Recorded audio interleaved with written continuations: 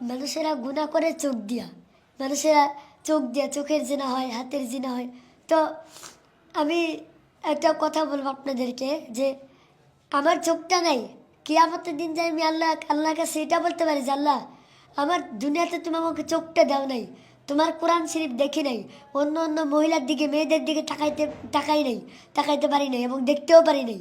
আল্লাহ, এর ওসিলায় জানি আল্লাহ আমাকে তুমি জাহান্নাম থেকে বাঁচায় দাও, সেটা জানি বলতে পারি। ইনশাআল্লাহ। সেজন্য আমি এই আগ্রহটা নিয়ে আমি আমি ওই চোখ চাই না আল্লাহর কাছে। হাফিজি পড়ছেন, 13 পড়া শেষ করেছেন, তার নাম হচ্ছে নাজমুস সাকিব। আপনারা সবসময় আমাদের এখানে সেলিব্রিটিদের ইন্টারভিউ দেখেন, তো আমরা চিন্তা করেছি একটু ব্যতিক্রমী কিছু করার।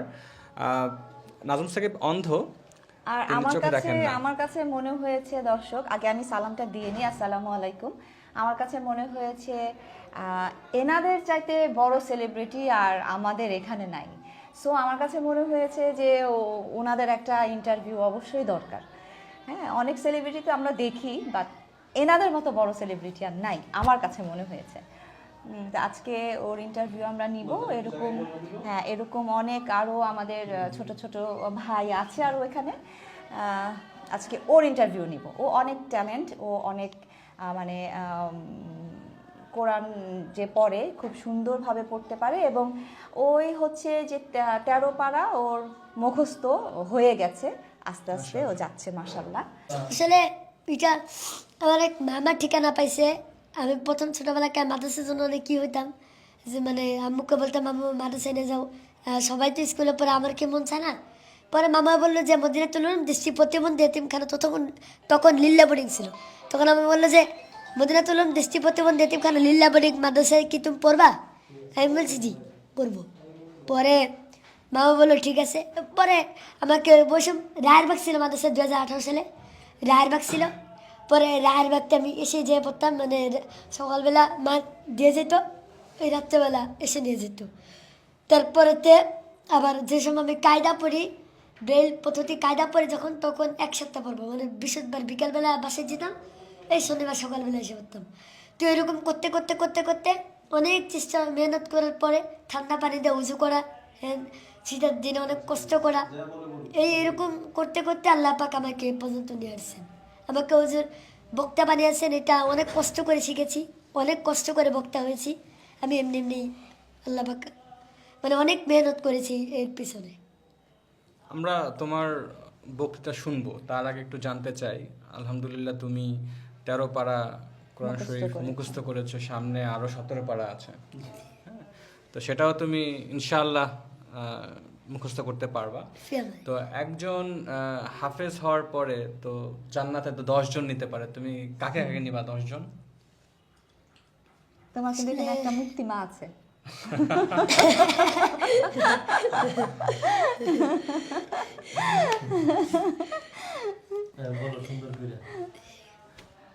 আমরা লিস্ট করি, হ্যাঁ, প্রথম কাকে নিতে চাও?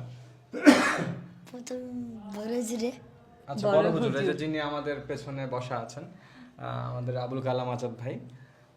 তারপরে তবে মা বাবা এইদেরকে পরিবারদেরকে নেব। আচ্ছা, তোমার ভাই বোন আছে? হ্যাঁ আছে। কয় ভাই বোন তোমরা? 2 ভাই 1 বোন। 2 ভাই 1 বোন, তার 6 জন কিন্তু হয়ে গেছে। বাকি থাকে 4 জন। আর 4 জন বলো, আমি কিন্তু আসি। আপনি আছেন? বলো, আমার কথাটা বলো। হ্যাঁ, নেব। মুক্তিমা মাকে নেব ইনশাআল্লাহ, ইনশাআল্লাহ, এবং আপনাদেরকেও নেব ইনশাআল্লাহ। সুমন, তুমি আছো সুমন? যাক, আলহামদুলিল্লাহ। আলহামদুলিল্লাহ, আল্লাহ আলহামদুলিল্লাহ। যদি আল্লাহ দেয় আমাকে জান্নাতে, যদি এমন আছে আমি যদি গুনাহগার বান্দা হয়ে থাকি, তাহলে আল্লাহ পাক তো আমাকে মাফ নাও করতে পারে। যদি মাফ করে দেয়, বিনা হিসাবে জান্নাত দেয়, তখন আমি নেব সবাইকে। কিন্তু এখন তো দুনিয়াতে আমি মানে শিওর দিতে পারবো না যে কাকে নেব। যাক, ইনশাআল্লাহ তুমি বলছো, আমরা তাতেই খুশি। আলহামদুলিল্লাহ, মাশাআল্লাহ। দোয়া করো আমাদের মাদ্রাসা যেন আল্লাহ সকালে যে ভবন করার নিয়ত করেছি, আমার মনে যে একটা স্বপ্ন আছে যে অন্ধদের অনেকে মাদ্রাসার দোয়াটা করো আর অন্ধদের নিয়ে করো, পরে আমরা তোমার একটা বক্তৃতা শুনবো, যে তুমি যেভাবে করে বিভিন্ন অনুষ্ঠানে বক্তৃতা করো, সেরকম আমরা একটু শুনতে চাই তোমার মুখ থেকে। হ্যাঁ, আগে তুমি তোমার যে মাদ্রাসা, তুমি যেখানে আসছো, তোমাকে বিনা পয়সায় খাওয়া দাওয়া করানো হচ্ছে, হ্যাঁ, তো সেই বিষয়টা একটু বলো। আসলে এখানে সম্পূর্ণই সব কিছুই ফ্রি। এখানে আমরা 3 বেলা আল্লাহ পাক দিলে মাছ গোস্ত খাই। কতদিন যাবৎ গরুর গোস্ত, খাসির গোস্ত এগুলো আমরা খাচ্ছি। মাঝে মাঝে খাইতেও ভালো লাগে না, হুজুরকে বলি হুজুর ডাল আলু ভর্তা দেন, মাঝে মাঝে খাইতেও এতটাই লাগে না। আবার তো অনেক বিরিয়ানি আসে, তো হুজুরকে বললাম হুজুর বিরিয়ানি আমরা খেতে পারবো না, আমরা খাইতে পারি না বিরিয়ানি, ডাল আলু ভর্তা দেন, আমি ডাল আলু ভর্তা দিয়ে খাবো। আবার আমাদেরকে পাঞ্জাবি যে এক সেট করে আমাদেরকে আমার অনেক পাঞ্জাবি আছে আমার কাছে। মাশাআল্লাহ। আমাকে পাঞ্জাবি এবং আমাদের সবাইকে পাঞ্জাবি পায়জামা দেওয়া হয়, কম্বল দেওয়া হয়, সব ফ্রি, একটা টাকাও দেনি। বাহ, মানে অনেক শান্তিতে আছো তোমরা এখানে। দর্শক, এগুলা কিন্তু বলতে গেলে আপনারা যারা অনেকেই সাহায্য করেন তারা, এবং এই যে আমাদের মাওলানা সাহেব আছেন, হ্যাঁ, তার তত্ত্বাবধানে কিন্তু এই সমস্ত কাজগুলো হচ্ছে। আমরা চাই যে আরো অনেক কাজ হোক, আপনারা হ্যাঁ, সবাই আসলে এদের এগিয়ে মানে আসুন। ওনাদের একার পক্ষে এতগুলো ছেলে রাখা, তারপরে বিনা টাকাতে এই ওদেরকে দেখাশোনা করা, খাওয়া দাওয়া করানো, এই এই যেখানে এনারা আছেন সেটাও কিন্তু ভাড়া, ভাড়া দিচ্ছেন। তো সব কিছু মিলে আর ওনার আরেকটা ইচ্ছা আছে, ওই ইচ্ছাটাও খুব ভালো একটা উদ্যোগ ওনার, যে বৃদ্ধাশ্রম করার ইচ্ছা আছে। তো আমি যতটুকু বলবো যে আমাদের সামর্থ্য অনুযায়ী আমরা যতটুকু পারবো তা তো সাহায্য অবশ্যই করবো ইনশাল্লাহ।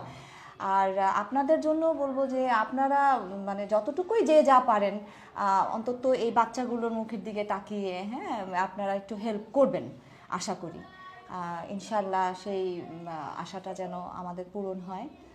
আর বলো দর্শক, আপনারা ভালো থাকবেন। আর অবশ্যই এখানে আমরা কয়েকবার মাদ্রাসার নামটি নিয়েছি, এটা হচ্ছে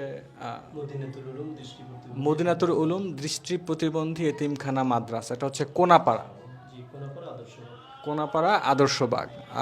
অবশ্যই আপনারা যদি কেউ সাহায্য করতে চান বা এখানে আসতে চান, আমাদেরকে ইনবক্স করলেও আমরা আপনাকে পুরো ঠিকানা এবং হাফেজ সাহেবের আমরা নাম্বারও দিয়ে দিব। হ্যাঁ, ফোন নাম্বারটা ওনাদের দিয়ে দিব। ভালো থাকবেন দর্শক। জি, আসসালামু আলাইকুম। আসসালামু আলাইকুম, আল্লাহ হাফেজ। পরবর্তীতে আবার দেখা হবে।